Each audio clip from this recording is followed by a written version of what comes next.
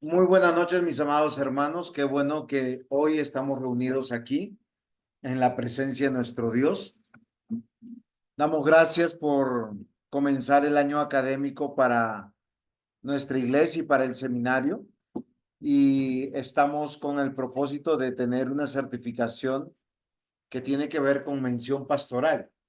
O sea, es una certificación en ministerio pastoral, o sea, para poder saber qué herramientas podemos tener a lo largo de este año teológicamente para poder nosotros estar capacitados para servir en las diferentes áreas del ministerio, como diáconos, como ancianos, como pastores, o tal vez en ese ministerio que no tiene un título, un nombre, pero nosotros podemos comprender que estamos sirviendo al Señor. Quisiera pedirle a nuestro diácono Mario que comenzara en oración para poder, en el orden de las cosas, encomendarnos a la guía del Santo Espíritu de nuestro Dios. Señor y Dios, te damos gracias, Padre Celestial, por permitirnos este tiempo, amado Señor, donde podemos crecer, Señor, en ti, formarnos para ti, para tu servicio, para tu pueblo, amado Señor. Gracias por la sabiduría que le das al pastor para enseñar tu palabra, Señor, por la agilidad que nos das en la mente, Señor. Haznos que estemos iluminados por tu Espíritu a través de tu palabra, amado Señor, en esta hora. Gracias por cada uno de los hermanos y de las familias que están acá presentes, Señor. Que seas tú guardándonos, Señor, para ti. En nombre de tu amado Hijo Jesucristo. Amén. Amén. Muy bien, mis amados hermanos, creo que de todas las doctrinas que emanan de la Escritura, nosotros tenemos que considerar que la doctrina de la salvación es la más importante, o es el asiento de las demás. ¿Por qué razón? Porque nosotros vamos a poder comprender y a la luz de ella poder ser edificados. Yo no sé, diácono Mario, ¿usted pudo ver la clase pasada? Estaba leyendo algo del libro también de Ok, la gracia. ok, sí, sí, sino que yo no, usted me conoce que yo no hago copy-paste de los libros, Sí, entonces señor. no le hago la tarea a los estudiantes. El estudiante tiene que leer y de acuerdo a su programa hacer las tareas para poder aprobar. Entonces lo que estamos tratando de hacer hoy es continuar con el ejercicio que hace 8 días nosotros comenzamos. Yo quería nosotros navegar sobre esa interrogante de qué somos salvos, por qué somos salvos, qué significa eso. Y esto es muy importante para nosotros por una razón, porque si entendemos el estado en que nos encontramos, vamos a considerar de verdad y de todo corazón lo importante que nosotros tenemos que estudiar, edificarnos para que nosotros eh, estemos capacitados para el ministerio. La doctrina de la salvación dentro de la teología es conocido como la materia de la soteriología, del griego soteros, salvación, y logos, conocimiento. ¿Por qué razón muchas personas realmente están como de manera irresponsable viviendo? Porque no han entendido la doctrina de la salvación. Y es algo que yo quisiera que hoy nosotros, los estudiantes que estamos virtuales y los presentes, aquí lo que podemos hacer es, si vamos a hablar es para interrumpir pidiendo la palabra para participar, aportar o preguntar.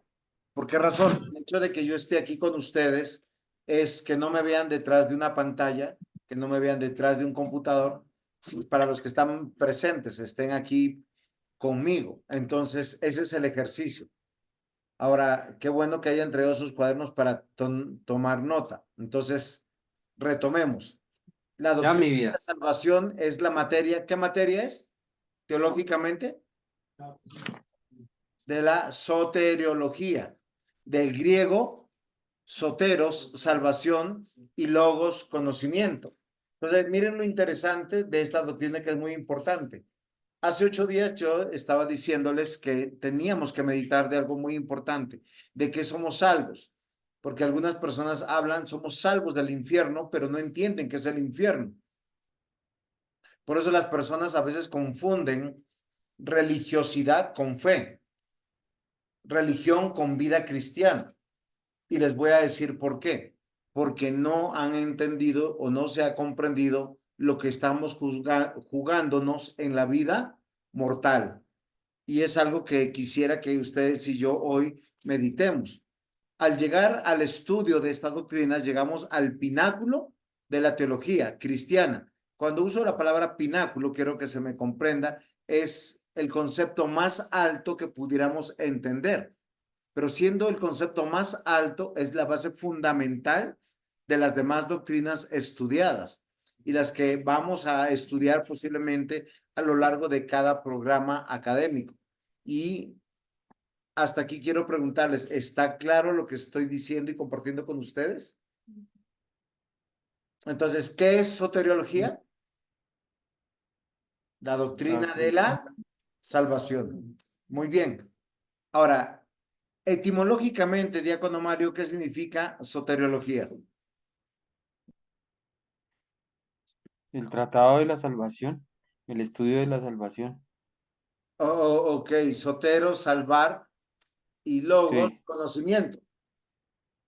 sí, señor. El conocimiento de la salvación. Y si ustedes toman apuntes hoy, si ustedes van a poder eh, concientizarse, posiblemente van a estar animados en su ministerio, en su participación de la iglesia, en muchas cosas que son importantes, comprender que hay un plan de salvación y esto debe ser importante para cada uno de nosotros.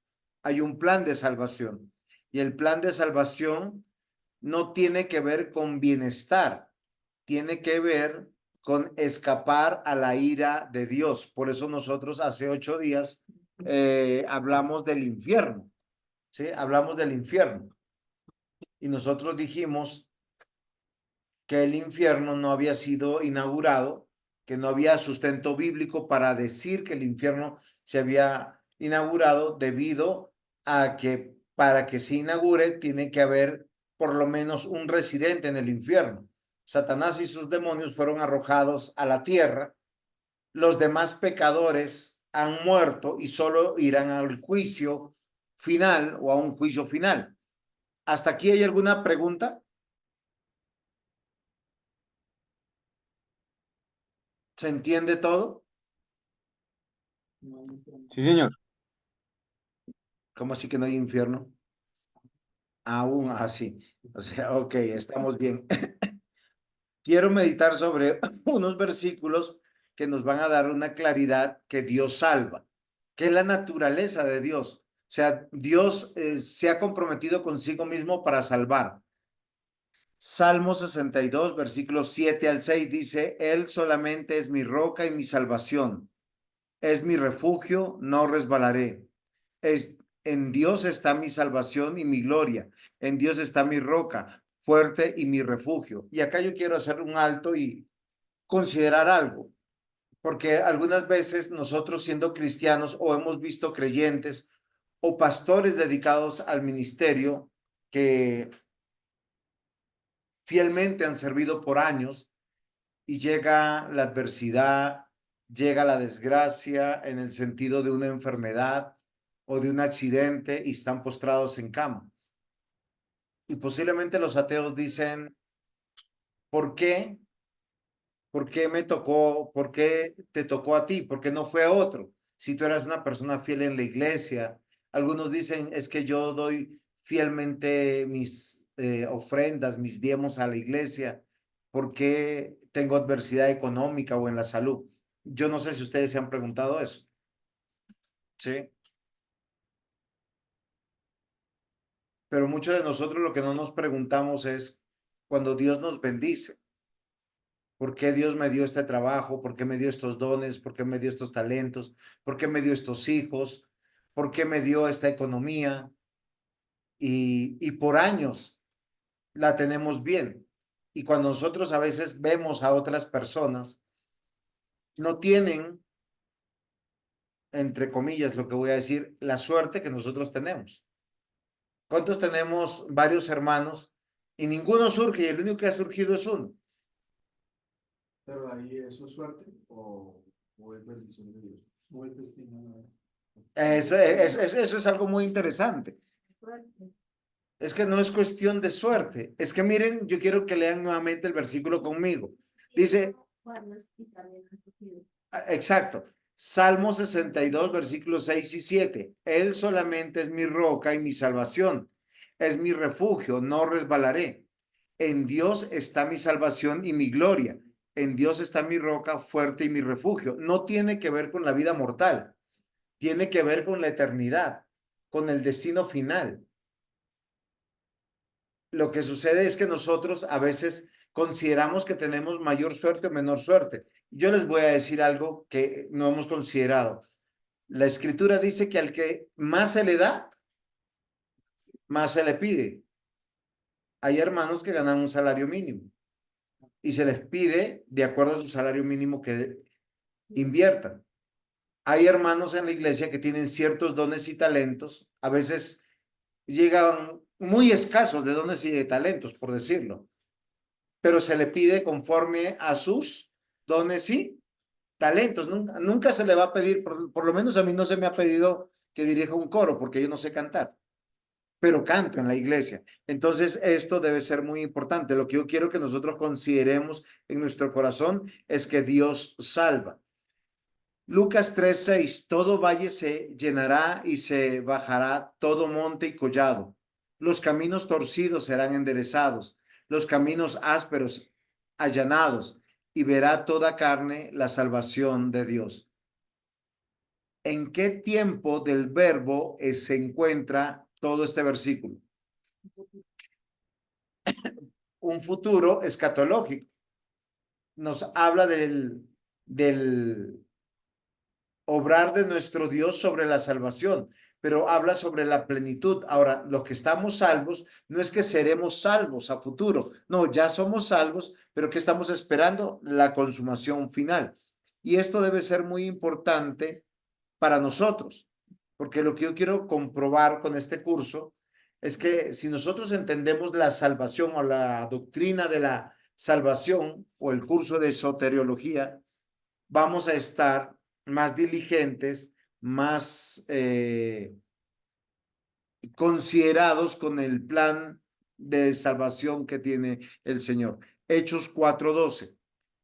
Y en ningún otro hay salvación, porque no hay otro nombre bajo el cielo dado a los hombres en que podamos ser salvos. Y esto a mí me parece muy importante, muy interesante, porque primero hemos navegado en 2, 3 versículos, hay muchísimos, pero hay 2 o 3 importantes que nos dicen que el que salva es Dios.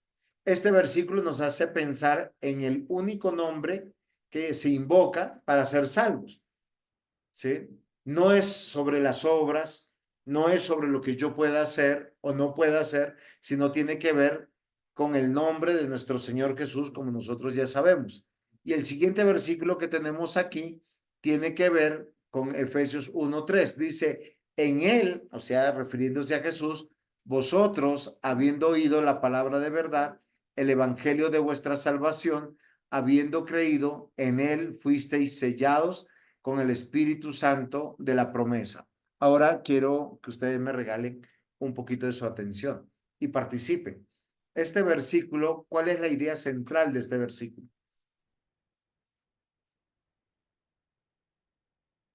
Dice que por medio de la palabra nosotros conocemos a Dios y somos salvos, ¿no? ¿Cómo vamos a creer en algo si no lo conocemos? ¿Cómo vamos a tener fe si no conocemos? Entonces, conocemos a través de la palabra a Jesucristo, ¿no? Ok, muy bien. ¿Quién más?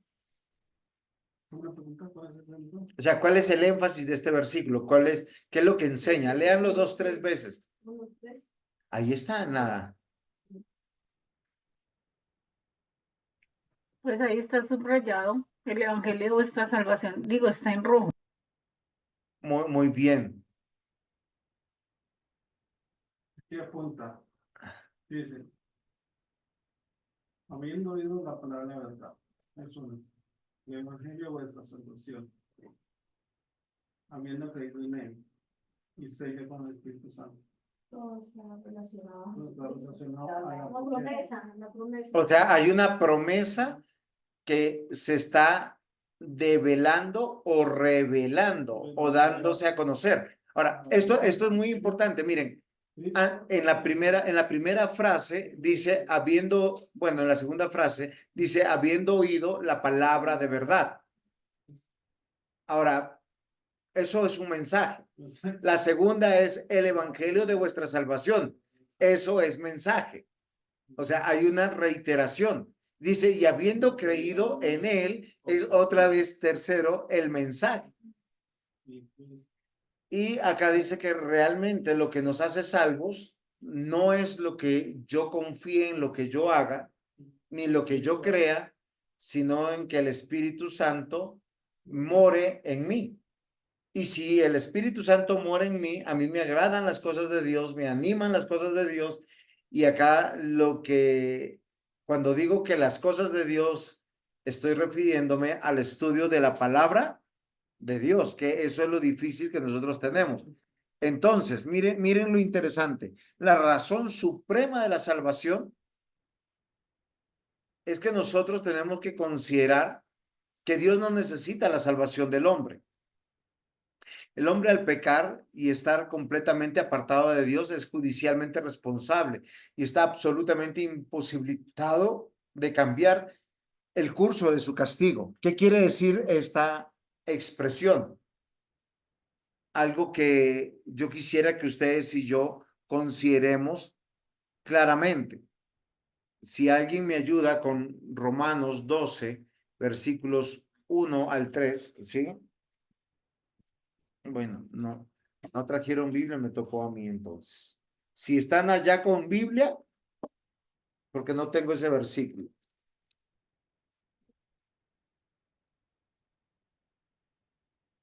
Dice así, así que hermanos, os ruego por las misericordias de Dios que presentéis vuestros cuerpos en sacrificio vivo, santo, agradable a Dios, que es vuestro culto racional. No os conforméis a este siglo, sino transformaos por medio de la renovación de vuestro entendimiento, para que comprobéis cuál sea la buena voluntad de Dios, agradable y perfecta. Digo pues por la gracia que me es dada a cada cual que está entre vosotros, que no tenga más alto concepto de sí que el que debe tener, sino que piense de sí con cordura, conforme a la medida de la fe que Dios repartió a cada uno. Y miren lo interesante de Romanos 12. Es el mensaje de Dios el que va a transformar, dice, el entendimiento. ¿Por qué las personas actúan mal? ¿Por qué obran mal? ¿Por qué viven mal? Porque tienen mal su entendimiento. La razón suprema de la salvación no tiene que ver con que el hombre sea salvado de una enfermedad, de una quiebra económica o de una vida de sufrimiento. Porque uno dice, a veces uno le dice a alguien que está sufriendo por enfermedad, por la economía, por algo, crea en Cristo. ¿Y qué va a pasar si cree en Cristo? Uno diría que va a tener Serás salvo. las pruebas. ¿Cómo? ¿Quién me habló por la red que no pude escuchar? Pues si cree en Cristo, será salvo. Ok, esto es algo muy importante. Pero normalmente nosotros le decimos a las personas, cree en Cristo para que tu marido vuelva, cree en Cristo para que tu mujer se arrepienta, cree en Cristo para que tus hijos salgan de la adicción o de estos problemas, cree en Cristo para que seas sanado de la enfermedad, cree en Cristo para muchas cosas que no tienen que ver con el Evangelio. Dios tiene un plan. Lo que trato de decirles a través de esto es que a través de la caída, todos los seres humanos, todos fueron destituidos de la gloria de Dios. No hay uno bueno. No hay ni siquiera uno. El hombre al pecar está apartado de Dios y es judicialmente responsable y está absolutamente imposibilitado de cambiar el curso de su castigo. Aquí vamos a leer unos versículos que dicen y sustentan lo que acabo de decir. Romanos 3:23 dice, por cuanto todos pecaron, están destituidos de la gloria de Dios. ¿Ustedes ven grave ese versículo o no? Un poquito. Claro. ¿Pero qué significa? Ayúdenme. Traten de participar y hablar claro para la grabación. Sí, sí. Y por causa del pecado nosotros merecemos la muerte, ¿no? Pero Cristo fue el que pagó por nuestros pecados. Bueno, Entonces, sí, pero estamos pensando solo en este versículo. Romanos 3:23. por cuanto todos pecaron, están destituidos de la gloria de Dios. Lo que yo quiero que nosotros dimensionemos. Todo ser humano que nace debajo de este sol, nace en la condición de ser Pecado. pecador, está destituido de la gloria de Dios. Y tiene un problema no con la iglesia, no con la iglesia cristiana. Tiene un problema es con Dios. Él puede vivir, puede casarse, tener familia, tener una buena vida, tener una buena, ¿cómo se llama? Cuando le va bien en sus negocios. Sí, una buena economía, una buena salud y morir de viejito. Pero tiene un problema con Dios. Una vida próspera, muy bien. Está bien, diácono, eso es excelente esa palabra. Entonces, pero tiene un problema con Dios. Tiene un problema judicial con Dios. ¿Cuál sería, Raquel, ese problema judicial con Dios?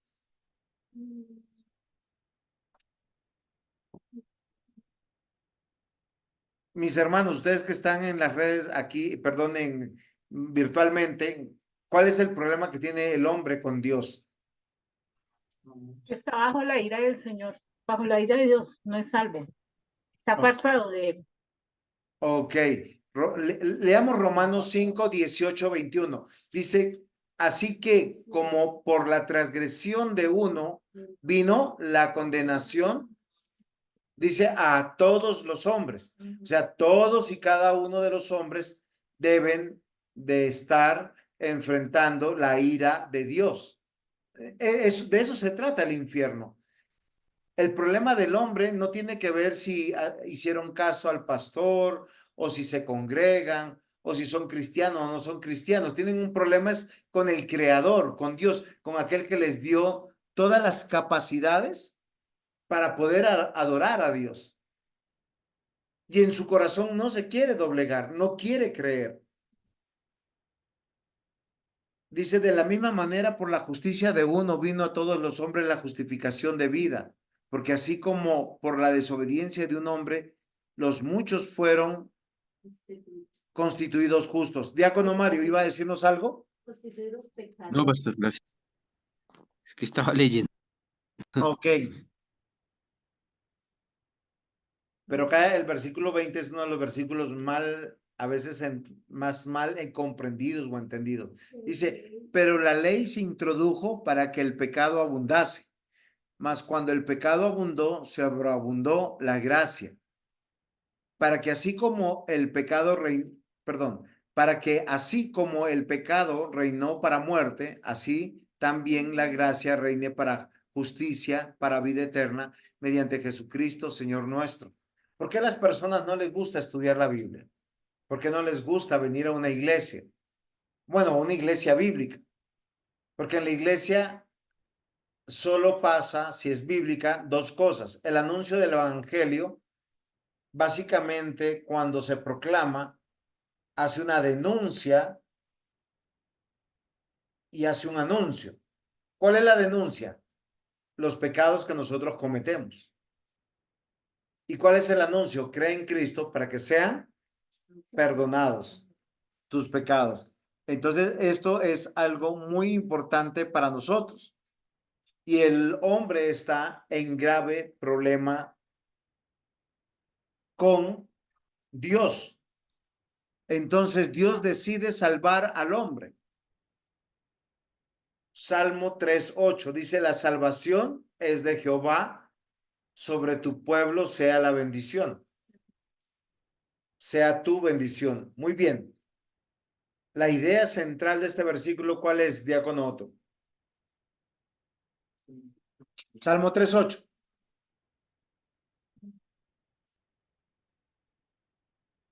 Diácono James. La salvación es de Jehová, sobre tu pueblo sea tu bendición.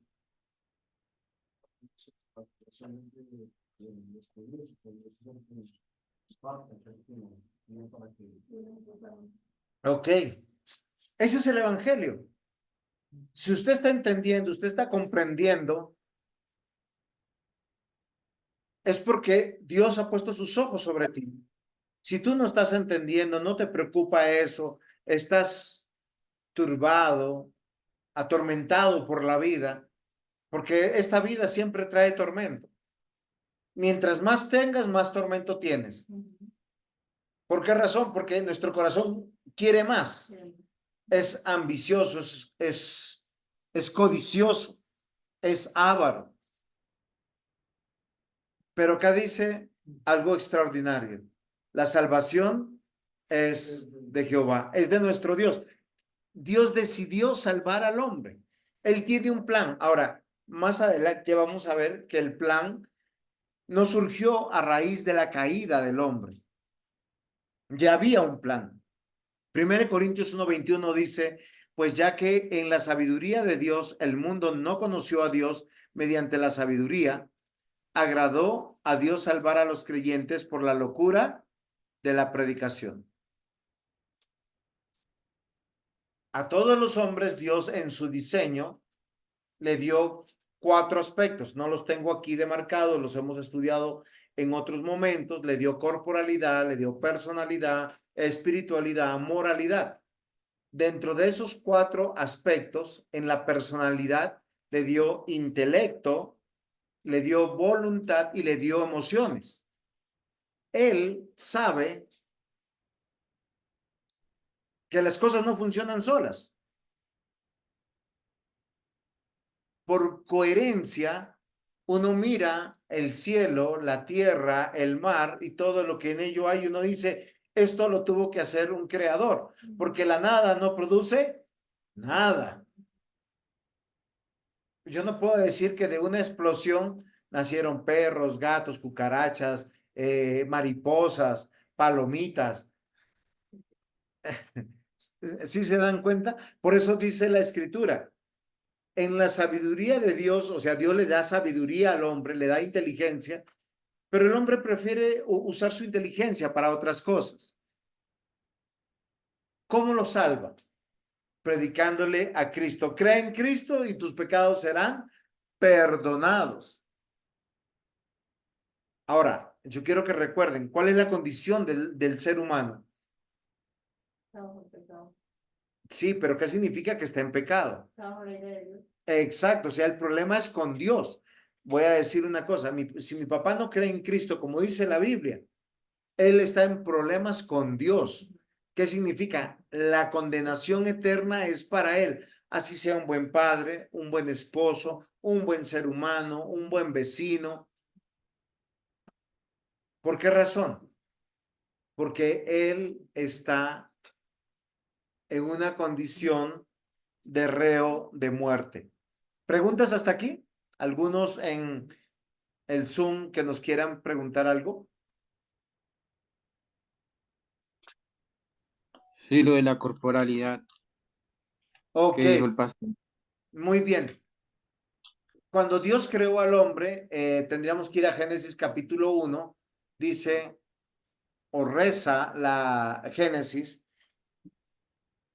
que Dios en su consenso 1:26 dice de la siguiente manera, entonces dijo Dios, o sea, Dios hablando con Dios, nos comunica cómo creó al hombre. Hagamos al hombre a nuestra imagen conforme a nuestra semejanza. Señoree en los peces del mar, en las aves de los cielos, en las bestias, en toda la tierra, en todo animal que se arrastra sobre la tierra. Y dice, y creó Dios al hombre a su imagen, a imagen de Dios lo creó, varón y hembra los creó. En estos dos versículos nos dice 2 veces que Dios lo creó a su imagen. Ahora, debemos recordar que el único que tiene cuerpo en la escritura es Jesús. Les pregunto, ¿Jesús tuvo cuerpo a raíz de su encarnación o él siempre ha tenido cuerpo? Siempre Siempre ha tenido cuerpo. Ok, diácono Mario. Sí, señor, también. Ok, muy bien. Entonces, nosotros cuando tenemos que tener un buen discernimiento, ¿cómo Dios creó al hombre? Bueno, en gran manera, a imagen de Dios. Entonces, un aspecto es que tenemos cuerpo. ¿Por qué razón? Porque en la eternidad no vamos a ser agentes etéreos, como algunos dicen. No, es que vamos a estar en el paraíso, de nube en nube, en la nebulosa. No, eso no es. Vamos, el cuerpo que Dios nos dio ahora es el que vamos a tener en la eternidad. Pero Génesis 1 habla que cuando fue la creación, Dios era espíritu. Sí, claro. Y acá dice que uno de nosotros estamos como semejantes a Dios, el cuerpo. Ok. ¿Cómo dice Génesis 1? En el principio creó Dios los cielos y la tierra. Luego en el versículo 2 dice que el Espíritu de Dios estaba sobre la tierra y la tierra estaba desordenada y vacía. Y luego Génesis 1, 26 y 27 nos dice que nosotros fuimos creados a imagen de Dios. Ahora, yo quiero entender que nosotros comprendemos el concepto de la Trinidad. Padre, Hijo y Espíritu Santo. Dios Padre está revelado en Génesis 1, 1. El Espíritu Santo está en Génesis 1, 2. Y nosotros podemos inferir, perdón, esa inferencia tan grande, que si nosotros tenemos cuerpo y nos dio cuerpo, fue a causa de Jesús. No Jesús tomó nuestro cuerpo. Entonces, eso es el concepto de la corporalidad. Por eso el cuerpo o el cuerpo que tenemos no es nuestro, es de Dios. Y nosotros no podemos como... Y de la gente que se opera. ¿Qué cuerpo va a tener? No, es igual. Es que los conceptos de belleza que hoy nosotros tenemos, no, eso está bien, yo necesito que usted pregunte. Las personas que se operan, ¿pero por qué se operan? Se operan porque están en desacuerdo con el creador. Hay una posibilidad. Hay otras personas que se operan. Miren, los niños que nacen con labio leporino o por alguna enfermedad han tenido están sin una oreja o sin un dedo, con una deformidad, pero eso es a causa del pecado. ¿Qué se hace? Se toma la ciencia y se reconstruye o se restituye a como tiene que ser un ser humano. El común de los seres humanos tienen una cabeza, un tronco, extremidades, 5 dedos en cada mano, pies, 2 orejas, 2 ojos, unos labios, y la ciencia está a favor de las, ¿cómo se llama esto? De la escritura, y la escritura está a favor de la verdadera ciencia. Entonces, ¿qué es lo que yo quiero que nosotros hoy meditemos? Diácono Mario, ¿le pude responder? Sí, señor. Sin embargo, como el pastor dijo que nos había hecho imagen y a semejanza de él en corporalidad, moralidad y espiritualidad. Y Y nos personalidad. había hecho, sí, Son 4 aspectos: corporalidad, personalidad, espiritualidad y moralidad. La corporalidad, porque nosotros somos agentes terrenales, somos una especie, somos seres humanos. Y en la eternidad, nuestro espíritu, la resurrección es que el espíritu o el alma vuelva al cuerpo y estemos con Cristo permanentemente, ejecutando o administrando la personalidad para Dios, porque las leyes de Dios son tangibles, son de hechos permanentes. ¿Sí? Cuando dice no robarás, no adulterarás, dice no tomarás el nombre de Dios en vano, acuérdate del día de reposo. La Biblia dice textualmente en Éxodo y en Deuteronomio que son mandamientos perpetuos y solo se pueden ejecutar con un cuerpo permanente. ¿Sí? La espiritualidad tiene que ver que nosotros, los seres humanos, necesitamos de Dios, y la moralidad es que nosotros, recuerden que todo lo moral tiene que ver con lo que es bueno y correcto y verdadero. Entonces, corporalidad, personalidad, espiritualidad y moralidad. Y Dios nos hizo agentes responsables para Él, lo que nosotros conocemos o llamamos libre albedrío, que responde a nuestra naturaleza. Entonces, Diácono Mario, ahora sí. Sí, señor. Gracias, pastor. Perfecto. Entonces, la salvación significa Perdón, haber pastor, antes sido que siga, ¿el rescatados. último cuál fue? Alex, Perdón, pastor, ¿el último cuál fue? Corporalidad, espiritualidad, moralidad. ¿Y cuál es? ¿El otro? el orden es el siguiente: corporalidad, personalidad.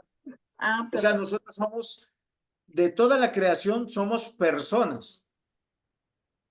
¿Sí? Nuestro cerebro es un cerebro diferente a cualquier cerebro de todas las especies que hay. Y no, nosotros tenemos intelecto, tenemos la capacidad de decidir cosas. Y eso nos emociona. Entonces tenemos corporalidad, personalidad, espiritualidad. O sea, necesitamos una relación con Dios. Y la última tiene que ver con moralidad. Somos agentes de Dios. De hecho, las personas, voy a hacer una cosa: un niño hace una maldad, a él nunca le han explicado la Biblia, no le han leído la Biblia, y él decide mentir. ¿Por qué decide mentir? Para evitar un castigo. O sea, él en su corazón, la ley de Dios está escrita en su corazón. Ahora, la salvación significa el haber sido rescatado de alguna calamidad en términos generales. Sin embargo, la Biblia también utiliza salvación en un sentido específico para referirse a nuestra redención final del pecado y de nuestra reconciliación con Dios. Un ejemplo de la salvación en ese sentido, de ser rescatado de alguna calamidad. Job enfermó. Job perdió todas sus riquezas, perdió todos sus hijos, y Dios lo salvó de esa situación. ¿Por qué razón? Porque le restituyó la salud, le restituyó sus bienes, y le restituyó su, ¿cómo se llama esto? Sus más hijos. Listo. Otro ejemplo de esos mismos, cuando Jonás fue arrojado al mar. Si él es rescatado de ser ahogado, ¿cómo? Cuando fue tragado por un gran pez. La Biblia dice eso. Pero las dos cosas, cuando nosotros vemos son rescatados de una calamidad o de las circunstancias temporales, pero no siempre pasa. El Señor Jesús, frente a lo inminente de su crucifixión, oró y le dijo al Señor: Padre, si fuera posible, aparta de mí esta copa. O sea, yo no quisiera ir a la cruz. La cruz era el lugar donde todo hombre, dice la escritura, y era el concepto también de los romanos de la época, era una persona maldita. Sí, sí me comprenden. Entonces, ¿quién desearía ser una persona maldita? Ninguna. Ahora, el hecho de que Jesús, solo piensen en algo, él es un hombre santo. Fue un hombre santo, pero era Dios santo también. Y él llevó a la cruz del Calvario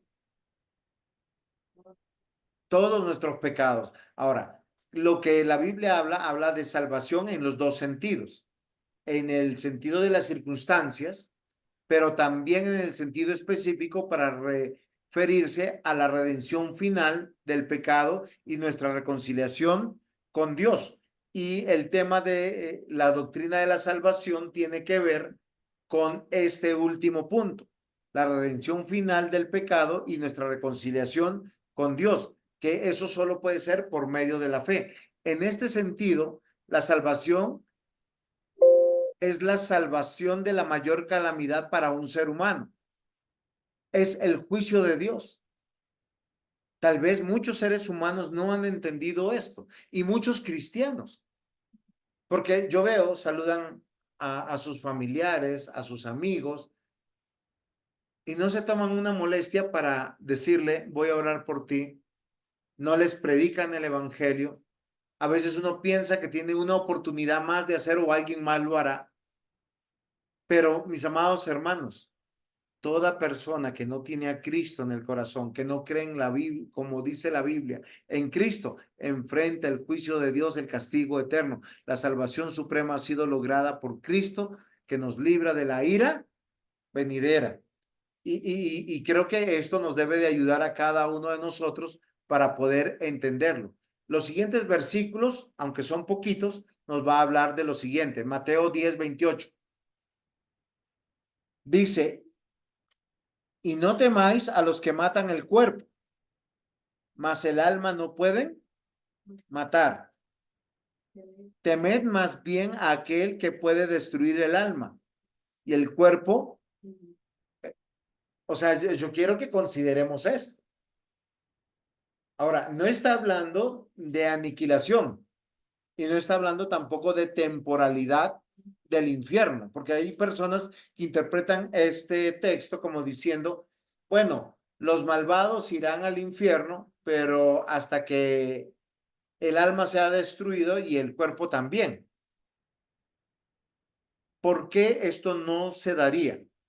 En términos jurisprudenciales, la Biblia, ¿qué dice? La paga del pecado es muerte.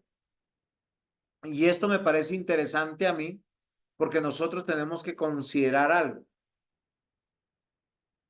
Se ofende a un Dios santo, santo, santo, que es verdadero y que es eterno. ¿La salvación para el creyente es permanente y eterna?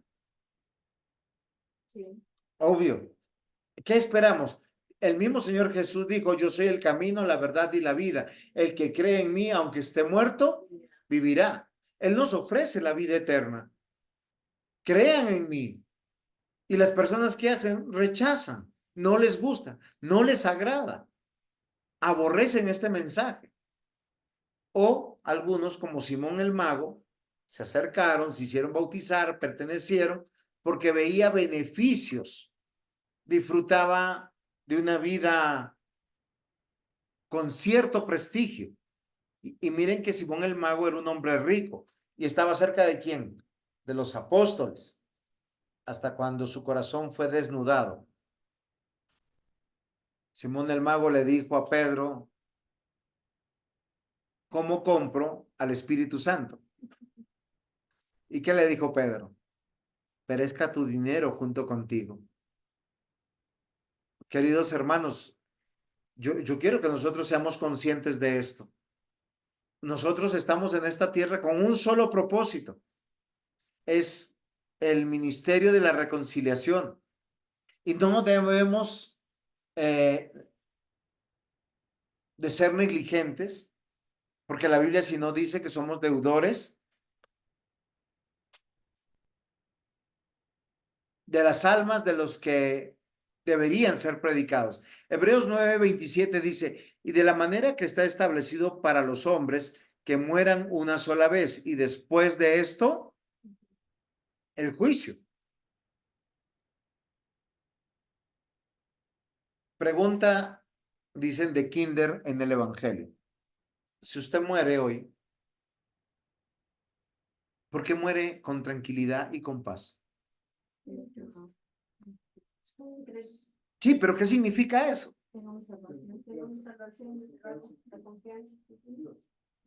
Sí, yo quiero que... O sea, fíjense que, pero hay un juicio final. ¿Por qué vamos con confianza a ese juicio? Porque vamos a resucitar. Ustedes saben que son pecadores. Yo sé que soy pecador. ¿Por qué van con esa confianza? Ustedes no son pecados, fueron pagados. Ya Cristo murió en mí, Ya Cristo murió por mí. Pero el no cristiano no es así. Voy a hacerle un ejemplo. La Biblia dice que la transgresión de un solo pecado es la transgresión de toda la ley.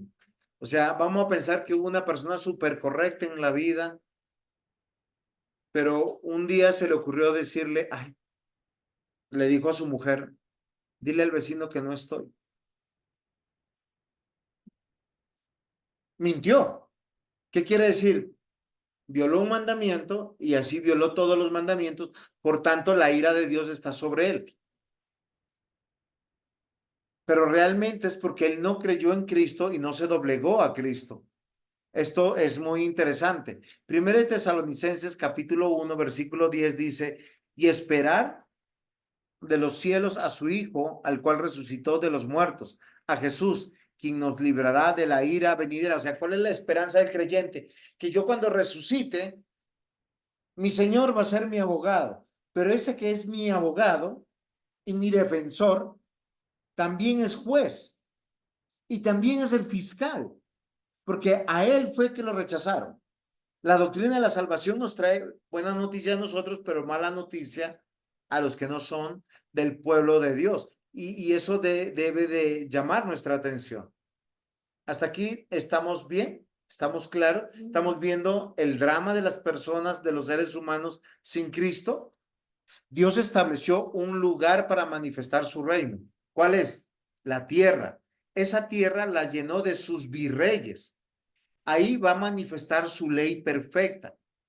Esa ley que es norma, sentencia y satisfacción perpetua.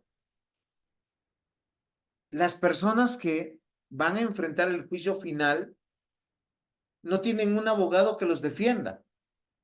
No tiene un abogado que diga, yo pagué por ellos, la deuda está saldada, todo está pagado. Eso es lo grave, sí me comprenden. Y es algo que yo quisiera que ustedes y yo consideráramos hoy. Por eso la doctrina de la salvación es muy importante. Por eso nosotros instruimos a nuestros hijos en el Evangelio. Es más importante instruirlos en el Evangelio que mandarlos al colegio o a la universidad, o que sean exitosos en la vida. Tito capítulo 2 versículo 14 dice, quien se dio a sí mismo por nosotros para redimirnos de toda iniquidad y purificar para sí un pueblo propio celoso de buenas obras. Y eso debe de considerar para qué estamos en este mundo. Ahora, la única buena obra que el Señor nos da es vivir el Evangelio. Y el Evangelio es creo en Cristo y por lo tanto, yo estoy esperando y viviendo de esa manera. Estoy en el ya, pero todavía no. Se los explico con el siguiente versículo que dice de la siguiente manera. 1 Pedro 2:9. Mas vosotros sois linaje escogido. Solo en esta palabra, ¿ustedes qué piensan? Cuando ustedes leen, lea como si Dios le estuviera diciendo a usted es linaje escogido. ¿Qué significa eso? Apartado. Sí, pero miren lo interesante. Somos del linaje de Cristo. Ok, eso es interesante. Somos una descendencia, una familia. Por eso la Biblia dice que en Cristo ya nadie ya conocemos según la carne. Ni siquiera dice, y si conociste a Cristo según la carne, ya no conocemos a Cristo según la carne. Ahora lo conocemos de otra manera, porque ahora Él es mi Rey, mi Señor, mi Dios. Luego dice real sacerdocio. ¿Qué significará eso?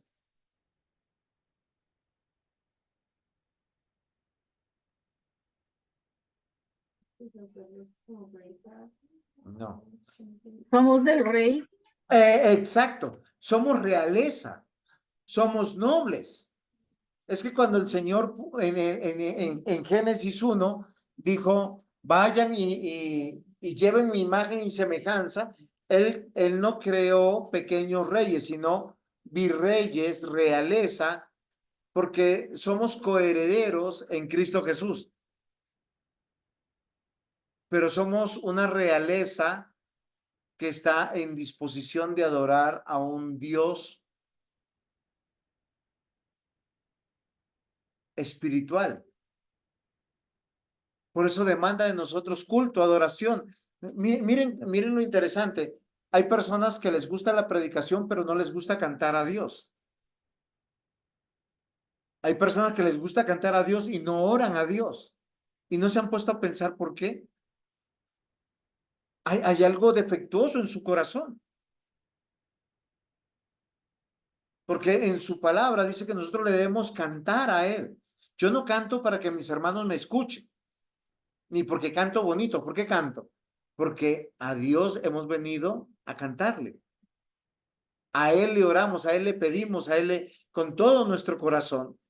porque somos esa nación santa, pueblo adquirido por Dios. Y dice, para anunciar las virtudes de aquel que nos llamó de las tinieblas a su luz admirable. Yo les pregunto, ¿qué realidad de vida puede haber en nuestra vida que opaque el obrar de Dios en nuestro corazón para salvación? Me enfermé, estoy sin plata,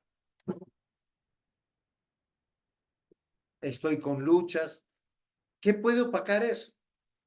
No debería opacar nada. Y les voy a decir por qué. Porque el Espíritu Santo viene a morar en nosotros y Él nos convence de pecado. La salvación de Dios es tan perfecta que Él nos convence de pecado, y cuando nosotros estamos entendiendo que hemos pecado con Dios, también nos recuerda algo. Cristo pagó por nosotros y nos devuelve que la alegría, la esperanza.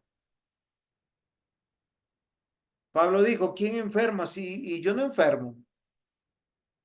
¿Quién no? Él pasó necesidades económicas. No siempre él estuvo boyante. Él tuvo que recoger hasta para otros hermanos. Entonces, la doctrina de la salvación nos habla de que hay un plan de Dios para salvar, porque la condición del hombre, lo más grave del hombre, es que el hombre está enemistado con Dios. ¿Sí es claro hasta aquí? Ahora, la doctrina de la salvación o de la soteriología va a usar una palabra que muy pocos de nosotros usamos, y es la palabra expiación. Su origen etimológico tiene que ver con un efecto y acción de expiar.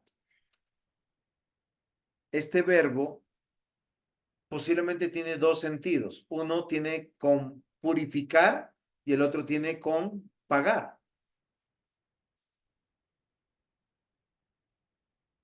¿Sí es claro? O sea, Dios no nos salva simplemente por la voluntad de decir, yo te salvo porque tú creíste. ¿Por qué razón? La transgresión del hombre fue un acto jurídico legal. ¿Qué significa? Hay una norma y esa norma fue violada. Todos los seres humanos tienen la responsabilidad de vivir para quién. Ahora, ¿cómo tú sabes que estás viviendo para Dios o no? Obviamente. Si haces lo que dice la Biblia y como dice la Biblia y con las motivaciones, porque hay personas que pueden decir, la Biblia dice que nosotros seamos fieles en el matrimonio. Y hay muchos hombres sin Cristo fieles en el matrimonio, pero ellos no lo hacen para Cristo. ¿Para quién lo hacen? Para su propio bienestar, para su propia satisfacción y para su propia gloria. Yo he escuchado, es que yo nunca me acostaría con nadie porque yo lo amo profundamente. Y aunque eso es verdad y bueno, debería ser la razón, la gloria de nuestro Dios. Entonces, el hombre que está en pecado debe ser expiado. ¿Qué significa expiar? Concretamente tiene que ver con purificar de sus culpas mediante un sacrificio, a cumplir con unas penas impuestas por las autoridades o padecer ciertos trabajos a causa de sus malas acciones.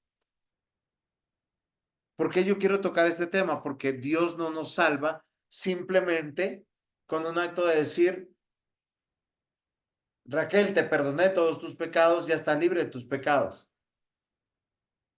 Es interesante cómo todo el Antiguo Testamento nos va a mostrar de manera pedagógica cómo Dios salva. ¿Preguntas hasta aquí? ¿Alguno quisiera preguntar? Señor, gracias. ¿Estamos claros hasta aquí? Y es un trabajo aprender nuestra dependencia de Dios. ¿Por qué razón? Porque nosotros posiblemente no hemos considerado todo lo que estamos viviendo en favor solamente de la fe. María Eugenia, ¿cómo estás? María, ¿cómo estás? María está muy bien, adiós, gracias. Yo estoy aquí a la mano. Ah, ok. Es que escuché su voz, presbítero, me alegra saludarlo. ¿Alguna pregunta hasta aquí o aporte? Sí, no, es que nos quedó una inquietud hace un ratico cuando su merced estuvo diciendo que, que si un bebé nace leporino o le falta algo, que es debido al pecado. Entonces, queríamos como aclarar esa parte, a ver qué significa. Muy bien.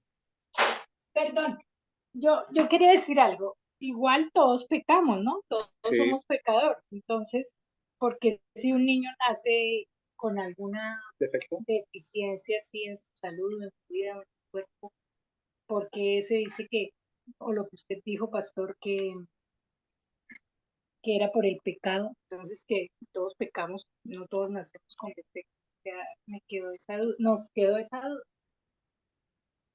No, está bien y me alegra porque me va a poder ayudar a explicar algo. Ustedes recuerdan que al Perdón, Señor Jesús le hicieron una pregunta. Le Sí, dijeron, no, sí, es que lo que yo quiero que nosotros, al Señor Jesús le hicieron una pregunta. parecida. Este muchacho, ¿por qué sufre esta condición? ¿Quién pecó, él o sus padres? Sí, sí, eso. Sí, ¿se sí, acuerdan? sí, Sí, sí. claro. Y si nosotros encontramos eso, entonces uno siempre tiene la razón. Ahora, yo no quise decir lo que ustedes comprendieron en este momento. No, Dice, no, dice teníamos lo la duda. siguiente. Miren, al pasar Jesús, esto está en Juan 9, versículo 1. Al pasar Jesús vio a un hombre ciego de nacimiento y le preguntaron sus discípulos diciendo, Rabí, ¿quién pecó, este o sus padres, para que haya nacido ciego? Respondió Jesús, no es que pecó este ni sus padres, sino para que las obras de Dios se manifiesten en él. Mas es necesario hacer las obras del que me envió. Entre tanto, que el día dura, la noche viene, cuando nadie puede trabajar. Ahora, hay muchas circunstancias que pasan en la vida y casi siempre las personas reflexionan como hicieron los amigos de Job. Tú has pecado, por eso tus hijos murieron, tú has pecado, por eso has perdido todas tus riquezas, tú has pecado, por eso estás enfermo. Los tres tuvieron ese argumento, porque dijeron, Dios es justo, es santo. Nuevamente, la salvación no tiene que ver con esta vida en sí. O sea, nosotros siendo salvos podemos seguir siendo pobres o estar enfermos o seguir envejeciendo. O sea, yo no he visto el primer cristiano que cree en Cristo fielmente que paró de envejecer. O que no le duela una muela, porque ese es un falso evangelio.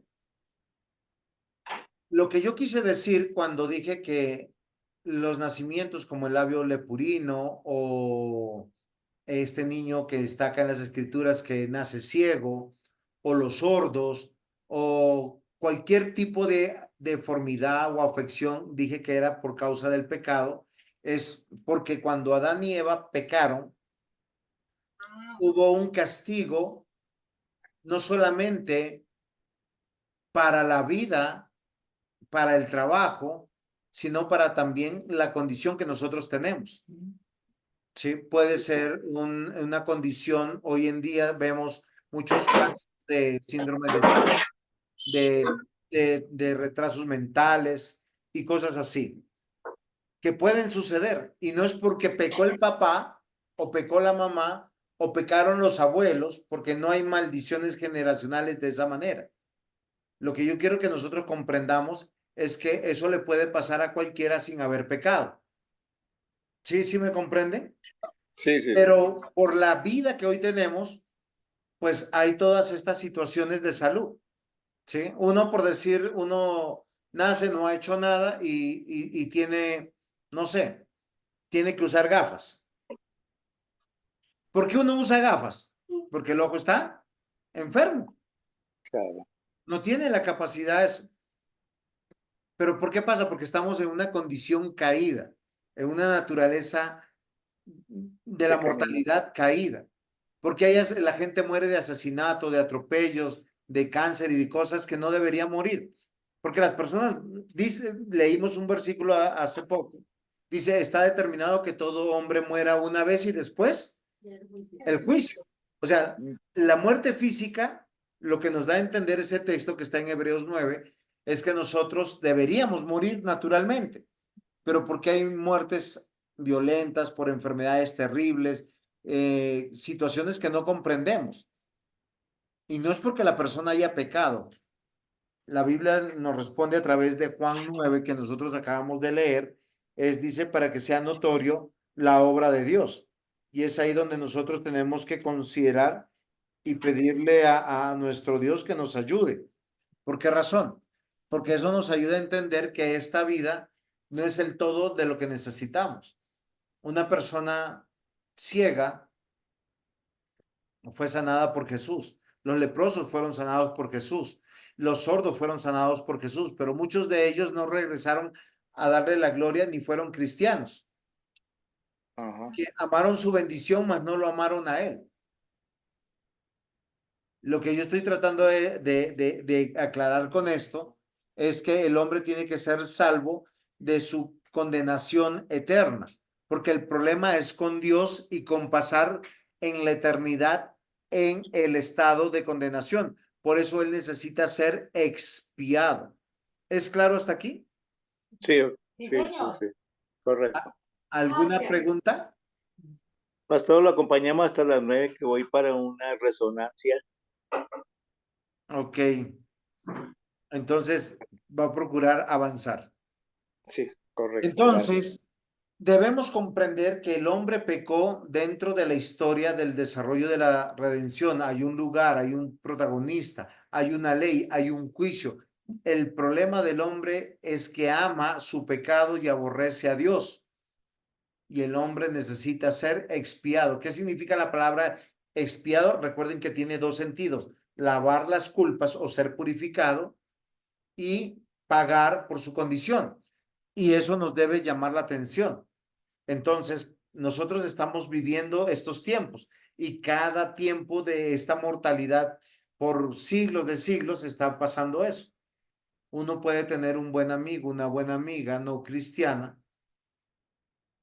que no sería lo correcto, pero los cristianos tienen eso. Pero ellos no están, no, el cristiano no está preocupado en predicarle a Cristo. Yo no sé si a ustedes les ha pasado, se murió un vecino y dice, ay, yo no le prediqué a él. Le iba a predicar, pero pasaron años siendo tu amigo, siendo tu vecino. Y uno dice, ¿por qué no le prediqué? ¿Por qué no le dije algo? ¿Por qué no lo invité aunque sea? Y uno se siente deudor de eso. El hombre tiene un problema por el pecado, por su naturaleza pecaminosa. Él ama el pecado y aborrece a Dios. Entonces nosotros tenemos que considerar que necesita un término legal, una acción legal que es la expiación. ¿Es claro hasta aquí? Al analizar la expiación es necesario encontrar su origen histórico en la ordenanza dada por Dios a Israel. Dios en el desierto ordenó la ceremonia de la expiación. Y aquí no voy a leer todos los versículos que vienen aquí porque si no, posiblemente nos tenemos que demorar mucho y no tenemos mucho tiempo, pero yo quiero que nosotros comprendamos algo. ¿Dónde se reveló las escrituras? ¿En qué momento histórico se escribió el Nuevo Testamento? En el Nuevo Testamento. Perdón, en el Antiguo Testamento, en el desierto. ¿Sí? Cuando, o sea, Moisés es el que va a escribir los 5 primeros libros de la Biblia. ¿Cuándo sucedió eso? Cuando estaban en el desierto. Ellos tenían o llegan con unas interrogantes. ¿Quiénes somos? ¿De dónde venimos? Habían pasado 400 años y en 400 años su fe, su religión, lo que ellos creían se había distorsionado. Ellos realmente no conocían al Dios de la Biblia y no esperaban al Dios de la Biblia. Las evidencias tenemos. Ellos se quejan. Llega un momento en que es como por decir cuando el esposo afronta una situación económica y la esposa se queja, no hay para mercado, no hay para pagar esto, no hay para pagar el otro, pero se olvidó de los buenos tiempos. ¿cómo fue liberado el pueblo de Dios? De Egipto. Por medio de Moisés. Muy bien. 10 plagas cayeron a Egipto. 10 plagas que son un juicio de Dios a todas las idolatrías y falsas creencias que pueden haber. Si uno pudiera estudiar cada una de esas plagas, Dios se reveló y fue en contra de todos los dioses de Egipto y los humilló y con poder los sacó. Pero una vez que están en el desierto, ellos no sabían ni quién eran, ni por qué estaban ahí, ni de dónde venían. Cuando Dios le permite a Moisés escribir el Pentateuco y les dice, vengan, ¿de dónde vienen? Génesis 1 y 2. Fueron creados por Dios. Hay un linaje de salvación. Hay una familia. Ya les respondió de dónde venían. ¿Cuál es su propósito? Adorar a Dios. ¿Cómo lo sabemos? En Levíticos, Números y en Éxodo va a hablar de la construcción del tabernáculo. Y esto es algo muy, muy interesante, mis amados hermanos, porque se hace un solo lugar que es centro de adoración donde va a estar 1,5 millones de personas. Y la expiación requiere 2 cosas, ¿sí? ¿Qué es la expiación? Purificar, lavar. Entonces, ¿qué hace la expiación? Primero, reparar. ¿Qué repara? La relación del hombre que está distante de Dios. Recuerden que el tabernáculo que va a simbolizar la presencia de Dios en el lugar santísimo. Pero nadie podía llegar allá si no se derramaba sangre. Pero las personas no podían ir y cortarse un brazo y decir, venga, voy a dejar mi sangre, porque ustedes se imaginan dejar la sangre por cada pecado que uno ha cometido, uno termina para transfusión de sangre. Entonces, la expiación requería 2 cosas. Uno, una expiación reparatoria y la otra es una expiación vicaria. ¿Qué significa? Sustituta. O sea, como yo no puedo dar mi sangre, entonces los textos que están ahí, mis amados hermanos, si ustedes quieren, los toman, les sacan un pantallazo, hablan de que la sangre derramada en el propiciatorio, y ya vamos a mirar qué es, y de un animal sustituto, que es un cordero, ¿sí? Era una víctima aceptable para Dios. Y Dios mismo la provee. Dice, este es el cordero, tiene que ser de 1 año, sin defecto, el mejor de los tuyos. Y tú tenías que ir y hacer un acto de expiación. ¿Para qué? Para volver a la intimidad con Dios. ¿Es claro hasta aquí? Muy bien. Acá van ya terminaron de apuntar, de anotar.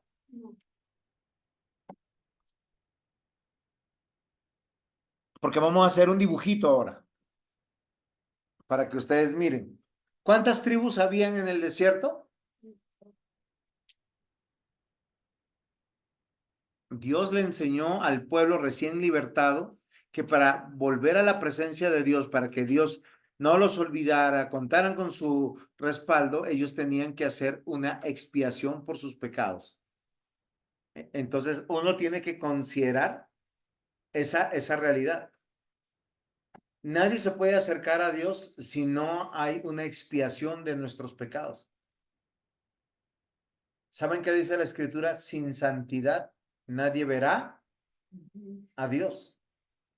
Y el culto de hoy en día debería evocar ese temor y ese temblor delante de Dios. Siguiente diapositiva.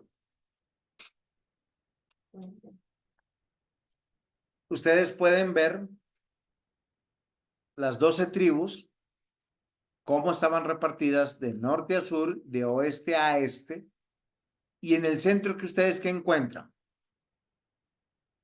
Según la gráfica, ¿qué está en el centro?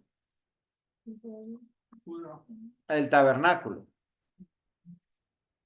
El tabernáculo. O sea, solo piensen, 1,5 millones de personas y en el centro está un lugar de adoración. La siguiente diapositiva nos va a decir cómo era ese tabernáculo, esa pequeña campaña, ese pequeño templo movible, transportable, porque ellos tenían que montarlo y desmontarlo. Era lo primero que tenían que cuidar. Y está el lugar santísimo, el lugar santo. Y cada uno de los elementos que están ahí van a apuntar a Cristo. Y esto es muy importante, mis amados hermanos. ¿Por qué razón? Porque en lo profundo del tabernáculo hay algo que es muy importante que posiblemente nosotros hemos olvidado. El arca del pacto, donde estaba la vara de Aarón, las tablas de la ley y una porción de maná. Todo esto que nos indica que Dios no es accesible fácilmente, que para acceder a Dios había que pasar por todo un rito de expiación. En el Antiguo Testamento era así. ¿Por qué razón? Porque todas esas sombras apuntaban a Cristo.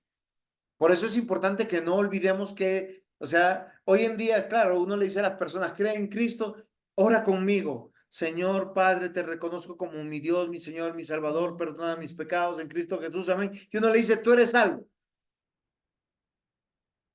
¿Será que es salvo esa persona? No se sabe. Miren, siguiente diapositiva.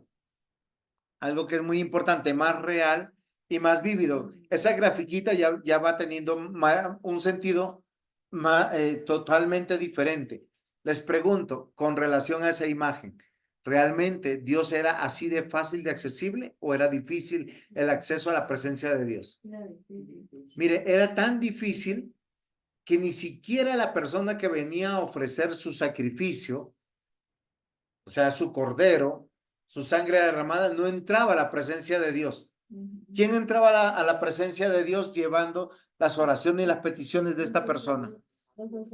No, el sumo sacerdote. O sea, de todos los sacerdotes había un sacerdote con mayor dignidad, el cual primero ese día, el que estaba de turno, ¿qué hacía? Mataba un cordero por sus pecados, estaba en gracia. Si él no se había arrepentido de corazón, él entraba con unas campanitas que estaban amarradas a su cintura y en las puntas de sus vestidos. Y él entraba pausadamente.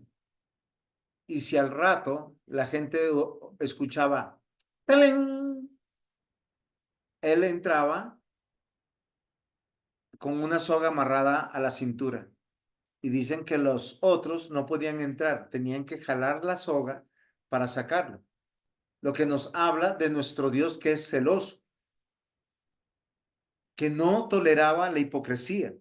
Hoy en día nosotros pasamos muy rápidamente estas verdades y estas cosas y hemos olvidado.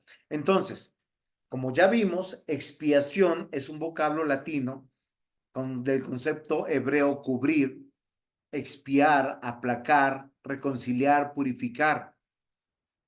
Cada vez que, mis amados hermanos, hoy en día en la iglesia venimos ante Dios, recordamos que la sangre de Cristo cubrió nuestro pecado, que la sangre de Cristo pagó nuestra deuda. Hoy en día nosotros hemos olvidado todas esas cosas.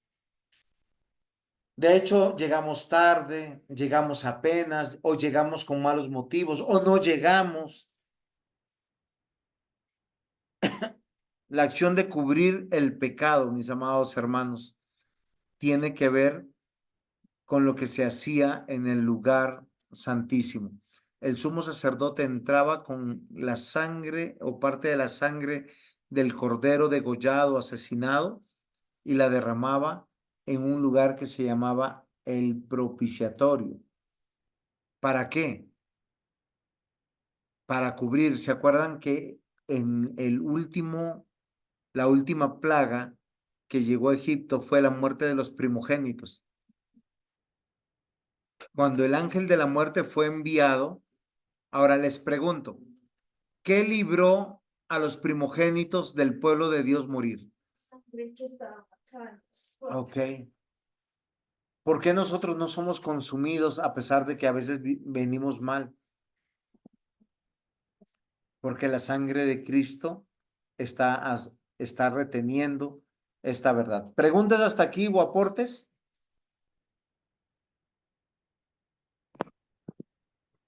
No, señor, todo claro. Muy bien. Recuerden, el culto no tiene que ver con nosotros, tiene que ver con Dios y con su presencia. La doctrina de la salvación de la soteriología nos vuelve a las bases fundamentales del problema del hombre con Dios, que si no crea la manera que dice la Escritura, pues está en graves problemas. ¿Por qué razón? Porque nosotros fácilmente, yo les aseguro que nosotros como cristianos hemos olvidado todo esto de lo que significaba tener acceso a la presencia de Dios. ¿O no, Alice? ¿Usted qué piensa?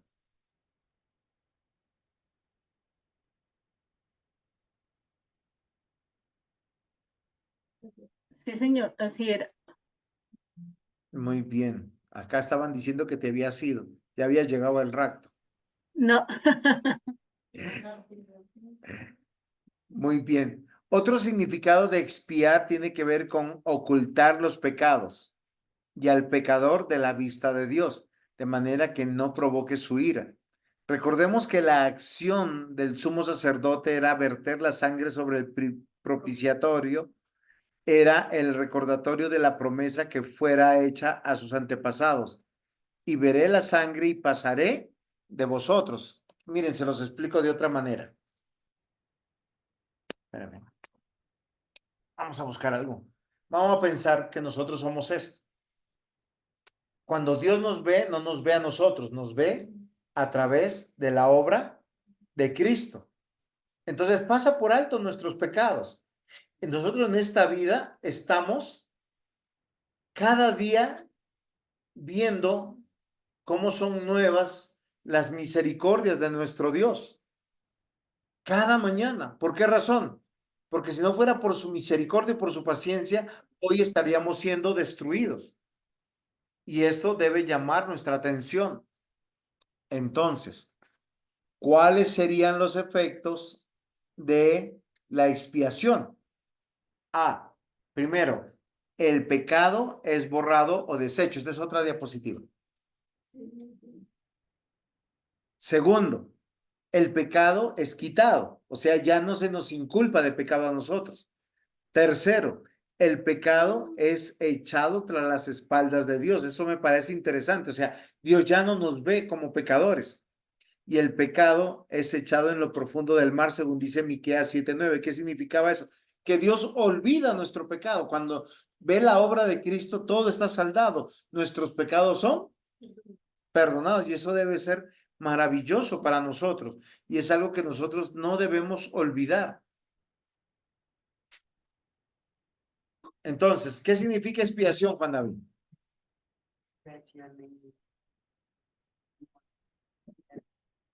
No, expiación tiene que ver con ocultar, lavar, purificar, pagar.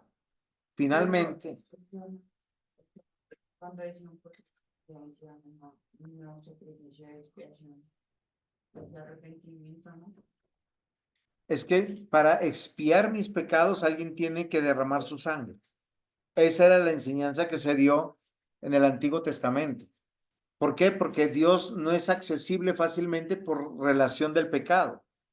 Es que las personas son malvadas y no son conscientes de eso. O sea, conscientemente ya no están pensando, estamos aborreciendo a Dios. Sencillamente, pues no, yo soy ser humano, soy pecador. ¿Qué puedo hacer? No, pero eso es grave. Entonces, la doctrina de la salvación me hace pensar, primero, en la realidad del pecado. Segundo, en que yo debo ser expiado. O sea, mis pecados tienen que ser pagados, cubiertos, lavados, escondidos, cualquiera de esos significados, pero debe ser a la manera de Dios. Y es ahí donde entra otro término teológico que tiene que ver con la propiciación. Este vocablo, hilasterión, significa acercar o hacer posible. Ustedes han usado esa palabra. Dios ha sido propicio o es propicio a mí. O pedimos, Señor, sé propicio a mí. Y el sacrificio de Cristo es tanto expiatorio como propiciatorio. Eso era lo que significaban los corderos en el Antiguo Testamento. Lo que quiero decir que hay un pago exacto que nos redime de las culpas. La paga del pecado es muerte. El que debe morir es el transgresor. Pero el único que podía morir una sola vez y suficientemente por todos y cada uno de los que va a salvar era o es Cristo.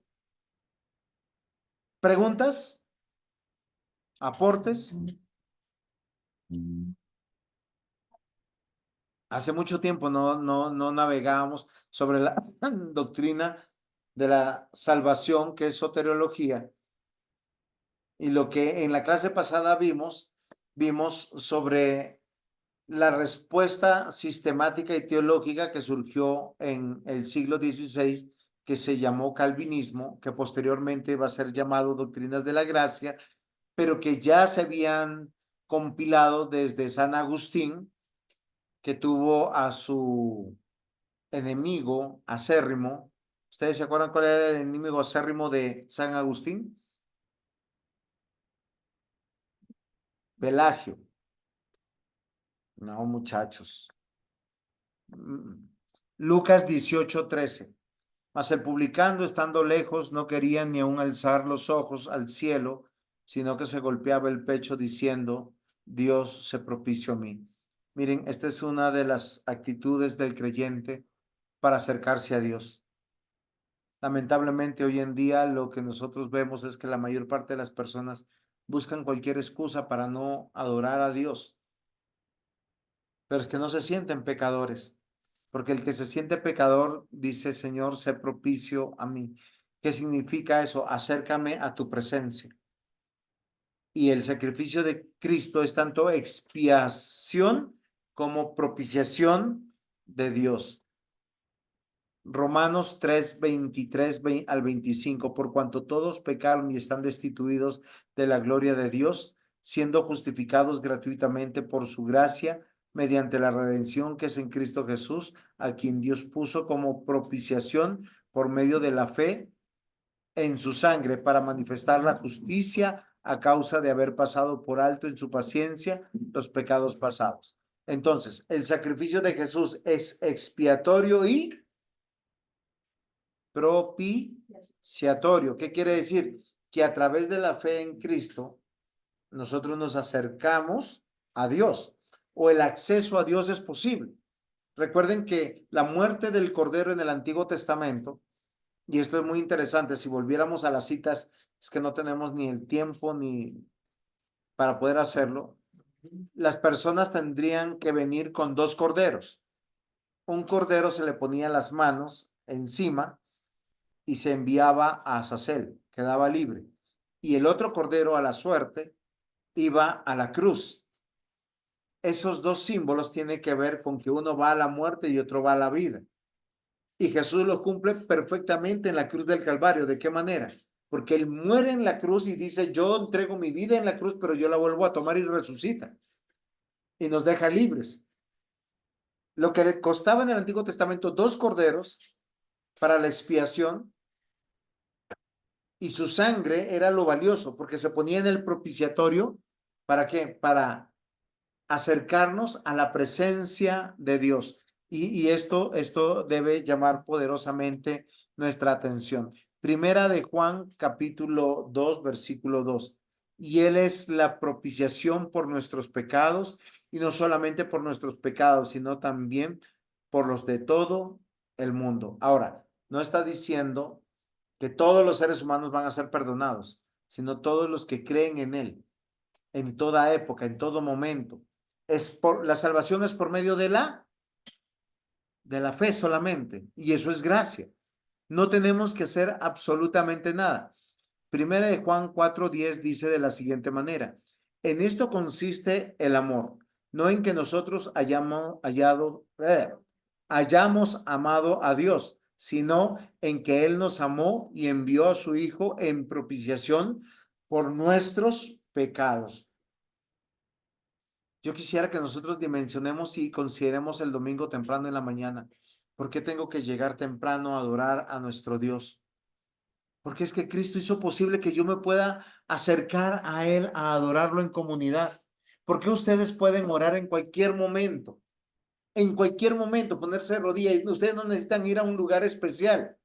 Los creyentes podemos estar en cualquier momento, invocar el nombre de Dios. En la antigüedad, Dios era inaccesible. Estaba el tabernáculo, estaba el lugar santo, el lugar santísimo, y dentro del lugar santísimo estaba el arca de la alianza. Y miren, yo les voy a decir algo que es interesante. El arca está figurando el trono de Dios y apunta completamente a Cristo.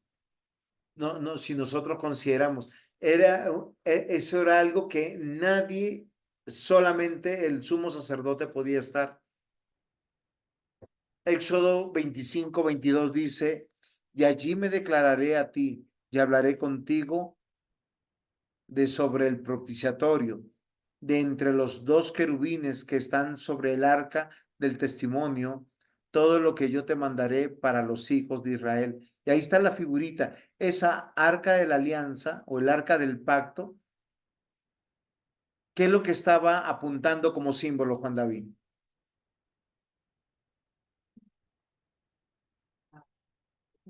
No, señor, el trono de Dios, la presencia de Dios. Por eso, si el sumo sacerdote no se había arrepentido de sus pecados, iba falsamente, el único que conoce el corazón de las personas es Dios.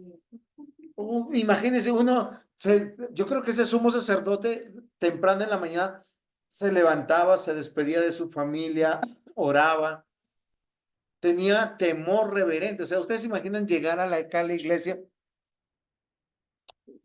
Bueno, yo no creo que pase eso hoy en día, pero hace algunos años un pastor que yo estimaba mucho, él tenía su iglesia en Santa Marta. Estaban en culto y él iba a pasar a predicar. Y se levantó, caminó y cuando llega cerca del púlpito se desplomó y murió de un infarto. Yo creo que eso debe ser estremecedor. Uno no quisiera morir de esa manera. No creo que haya muerto por un pecado. Yo creo que hay un hombre de Dios en medio de todas las cosas, pero es algo terrible. ¿Por qué razón? Porque a veces nosotros estamos preocupados de tantas cosas. Miren, dentro del arca de la alianza estaban estas tres cositas que ustedes ven ahí: las tablas de la ley, la vara de Aarón que reverdeció y una porción de maná. Por fuera habían dos querubines en esa misma posición, eran hechos de oro puro. Dios había mandado hacer así. ¿Por qué razón? Porque ellos están manifestando, este es el trono de Dios, aquí está la presencia de Dios. Las alas que dicen es que no podemos ver a Dios. Y lo particular es que el propiciatorio era de bronce, no era de oro. Y es donde se derramaba la sangre. Esta arca no podía ser tocada por nadie, sino solo por aquellos que Dios había designado para cargarla. Los filisteos. Sí. Y es algo que nosotros tenemos que considerar. Ahora, la siguiente imagen, si ustedes quieren y pueden tomar nota, esa sí sería importante, porque esta de acá es más bien gráfica como para que ustedes vieran que Dios no es accesible de esa manera, o sea, tan fácilmente. Hoy tenemos el acceso a Dios de una manera extraordinaria y nosotros lo olvidamos. Y debemos llamar nuestro temor. Miren, yo les voy a decir una cosa. Si nuestros hijos no nos ven a nosotros que actuamos con temor, con reverencia a Dios, pues van a aprender lo mismo. Tenemos que entender que le estamos cantando a Dios. Tenemos que entender que estamos orándole a Dios. Y que cuando en la predicación es que ¿qué estamos haciendo en la predicación? Escuchando a Dios, no al predicador, sino a Dios, el mensaje de Dios. Y por eso nosotros también traemos nuestras ofrendas aquí. Las presentamos delante de Dios, porque eso es lo correcto. Esta pantallita que nosotros tenemos aquí, miren lo interesante. el contenido del arca apunta a Cristo. Tres cosas habían dentro del arca del pacto. ¿Cuáles eran, Juan David? Muy bien, la vara de Aarón que reverdeció. O sea, solo piensen, es una vara, es como un bastón seco de una vara de un árbol, pero que volvió a echar fruto verde, a salirle hojitas. Una vasija con una porción de maná, exacto, las que volvió a escribir Moisés. Esto está en Deuteronomio 5, 10, 5, Éxodo 16, 32, 34, Números 17, 7. ¿Y qué es lo que nosotros tenemos que considerar de esto, mis amados hermanos? Las tablas de piedra con los 10 mandamientos escritos por la mano de Dios estaban allí para recordar al pueblo la naturaleza santa de Dios. Jesús dijo que él había venido a cumplir la ley. ¿Recuerdan que Jesús dijo? Él no vino a cambiar. Por eso no es correcto pensar en que la ley ya dejó de ser o que ya no la tenemos que cumplir, que estamos en los tiempos de la gracia, por lo tanto ya no cumplimos la ley. No, el creyente ama buscar el cumplimiento de la ley. La vasija de maná recordaba a la gente la provisión constante de Dios. No les daba lo que querían. Y cuando les dio lo que querían, ¿para qué se los dio? Les voy a mostrar dos cosas que les dio, que ellos pidieron de mal genio a Dios. Dijeron, queremos carne. Y les dio carne en abundancia, tanto muchos de ellos murieron, dice, atragantados con la carne. La carne les salía hasta por la, o sea, cuando dice que salía por las fosas de las narices, a veces uno dice, ¿cómo así? Que estarían comiendo mucho. No, ¿sabe qué es lo que pasa? Cuando uno come con ansias y rápido, uno tiende a toser o a vomitar y les llega a salir las cosas por la nariz. No sé si alguna vez le ha pasado, que están y se atora y tose duro y ¡pum! Salió por la nariz. Y uno siente algo horrible. A ellos se les quedaban los pedazos de carne allá y morían ahogados. Entonces, miren lo interesante. Y lo otro fue cuando les dio aguas. Ellos pidieron agua de mala manera y les dio aguas amargas. ¿Por qué razón? Porque nosotros tenemos que aprender a tener contentamiento con lo que Dios nos da. Finalmente, la vara de Aarón confirmó la elección de Dios y una unción de Aarón como sumo sacerdote. El Mesías fue escogido y el ungido, él fue el sumo sacerdote de todos los sacerdotes. Y eso me parece muy interesante. Entonces, Jesús cumple con todas las ofrendas sacrificiales, lo dice Hebreos 9, versículos 8 al 10, dando el Espíritu Santo a entender con esto que aún no se había manifestado el camino al lugar santísimo, entre tanto que la primera parte del tabernáculo estuviese en pie, lo cual es símbolo para el tiempo presente, según el cual se presentan ofrendas y sacrificios que no pueden hacer perfecto. En cuanto a la conciencia, al que practica ese culto, ya que consiste solo en comidas y bebidas de diversas abluciones y ordenanzas acerca de la carne impuestas hasta el tiempo de reformar las cosas. Perdón que sigue la lectura. Hebreos 9, 11 al 15. Bueno, acá va a ser hasta el 14 nomás. Pero estando ya presente Cristo, sumo sacerdote de los bienes venideros, por el más amplio y más perfecto tabernáculo, no hecho de manos, es decir, no de esta creación, y no por sangre de machos cabríos ni de becerros, sino por su propia sangre, entró una vez y para siempre en el lugar santísimo, habiendo obtenido eterna redención. Porque si la sangre de los toros y de los machos cabríos y las cenizas de las becerras rociadas a los inmundos santificaba para purificación de la carne, cuánto más la sangre de Cristo, el cual mediante el Espíritu eterno se ofreció a sí mismo, sin mancha, Dios limpiará vuestras conciencias de obras muertas para que sirváis al Dios vivo. Y acá hay algo importante. Por eso la misa católica es un acto, ¿cómo yo puedo decir? Detestable para Dios.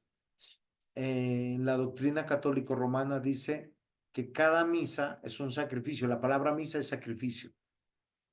Ellos dicen que el cura, cuando hace el acto de la Eucaristía, en ese momento el pan y el vino se convierte en Jesús y él es matado otra vez y sacrificado otra vez. Por eso se parte y por eso la sangre no se le da a las personas y solo lo bebe él, porque ellos están representando un sacrificio. Pero ¿qué dice acá la escritura? Este es el único sacrificio suficiente ofrecido por Dios. No hay que hacer más sacrificios. Hebreos 15 o 9:15. Así que por esto es mediador de un nuevo pacto, para que interviniendo muerte para la remisión de las transgresiones que había bajo el primer pacto, los llamados reciban la promesa de la herencia eterna. Y esto es algo que es súper importante para nosotros. ¿Qué significa la expiación y la muerte de nuestro Señor Jesucristo? Y recuerden que estamos hablando de dos actos, expiación y propiciación. Raquel, ¿qué significa expiación? Expiar, que tiene que ver con pagar, esconder, borrar, lavar. Y propiciación, acercar.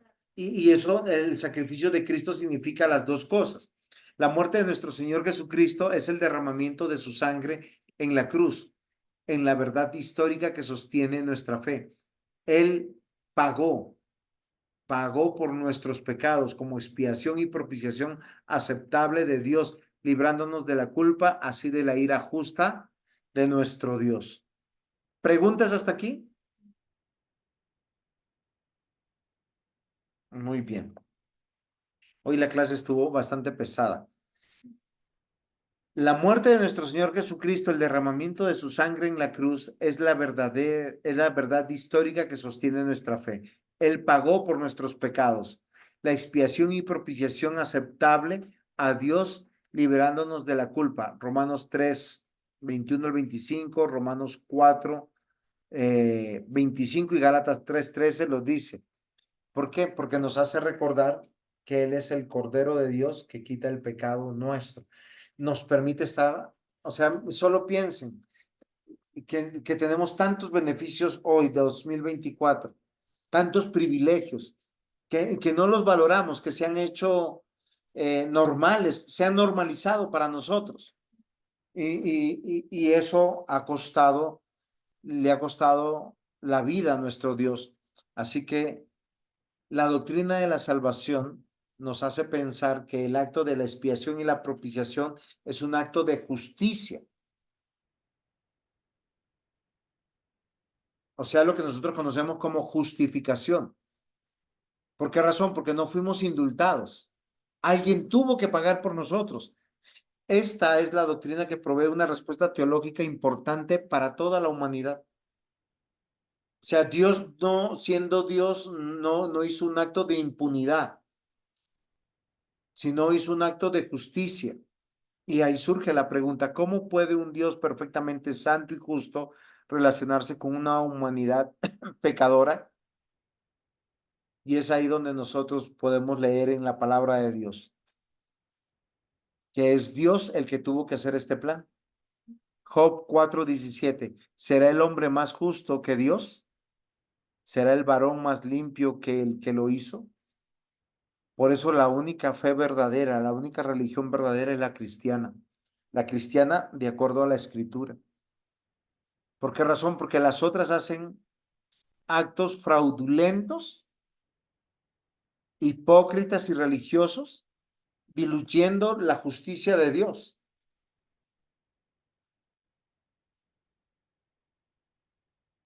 Salmo 19, versículo 9.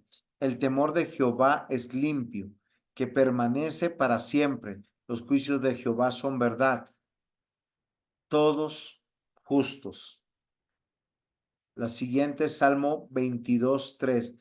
Pero tú eres santo, tú habitas entre las alabanzas. Ay, de Israel. Es que esto yo lo pensé, yo dije, Yo tengo mucha dificultad con aquellos que no cantan en la iglesia. ¿Por qué razón? Porque creo que o no han nacido de nuevo, o no tienen el temor de Dios, o no comprenden la obra de la salvación. Hay algo maravilloso cuando uno canta. Cuando uno le canta a Dios en la iglesia, toda la configuración de uno sana. O sea, hay algo milagroso, maravilloso. Uno viene triste y uno se anima.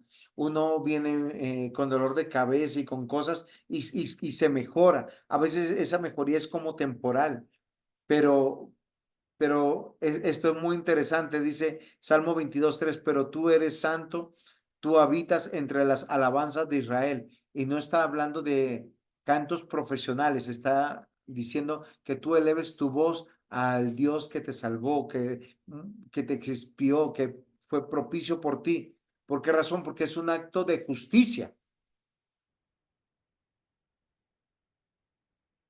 Mateo 5:48. Sed pues vosotros perfectos como vuestro Padre que está en los cielos es perfecto. Y, y cuando nosotros pensamos en la justicia, uno se mira al espejo por la palabra y dice, yo no soy justo. Pero cuando tú ves a Jesús y tú dices, yo estoy en el puño de Jesús, cubierto por la sangre de Cristo, yo sé que soy perfecto porque Dios no me ve como me ve hoy, sino como lo que Él hizo en la cruz, santo, puro y perfecto, y yo puedo tener el gozo y la alegría de acercarme a Él, y eso es maravilloso. Primera de Juan 1:5. Este es el mensaje que hemos oído de Él y que os anunciamos. Dios es luz y no hay ningunas tinieblas en Él. Eso es muy esperanzador para nosotros, para poder seguir adelante y seguir entendiendo esa obra maravillosa que el Señor ha hecho con nosotros. Muy bien. Yo creo que voy a dejar hasta aquí para reflexionar un poco sobre el tema, porque el tema es denso. Voy a seguir hablando sobre otras doctrinas, pero la doctrina de la justificación tiene que ver con las características del hombre. Y todavía me faltan, estoy en la diapositiva 77 y debería llegar a la 93 y no voy a llegar. Entonces, ¿qué es lo que yo quiero más bien hacer en este momento? Cerrar hasta aquí. Yo me voy a acordar que estoy en la 77 y en la siguiente clase continuar. Entonces, no sé si tienen alguna pregunta.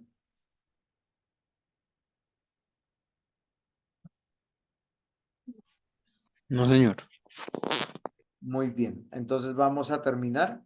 Vamos a pedirle a nuestra hermana Alice que nos despida en oración. Y si necesitan el libro del curso, me lo hacen, me lo preguntan y yo se los envío. ¿Vale? ¿Vale?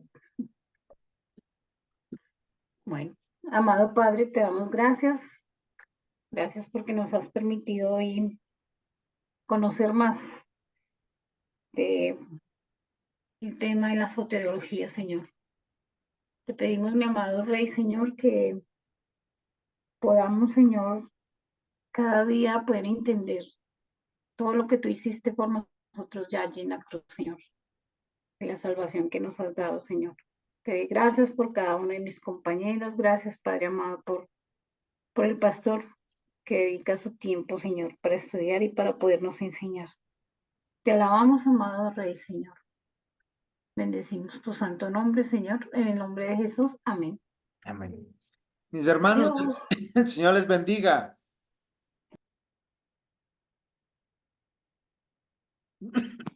Gracias, pastor.